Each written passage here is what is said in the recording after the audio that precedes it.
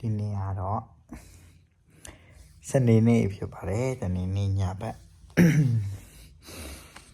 ဒီနေ့ထူးထူးခြားခြားအနေနဲ့ဘတ်ကတ်ကိုကွင်းကိုသွားပြီးတော့ဆော့လိုက်တဲ့အချိန်မှာပဲ injury ဖြစ်လာပါတယ်တယောက်တည်းဖြစ်တာဘလုံးလမ်းဖမ်းလိုက်တဲ့အချိန်မှာခြေတော်ထောက်မိသားပြီးတော့ကြုတ်ကနေဖြစ်ပြီးတော့တုံးလုံးပလက်ဖြစ်တာခုထွက်နေဖြစ်နေပါတယ်အဲ့တော့ injury ဖြစ်ပြီးပါပြီရပါရှိသေးလဲမနက်ကတော့ညပါလို့အိမ်မက်ဒီအိမ်မက်တာတော့မပြောတော့ပါဘူးထားလိုက်ပါညင်လဲဆိုးကြီးလည်းမဟုတ်ပါဘူးအကောင်းကြီးလည်းမဟုတ်ပါနာအိမ်မက်ညပါနော်ညမဟုတ်ဘူးတကယ်တော့မနက်မှအိမ်မက်တာဟာညစ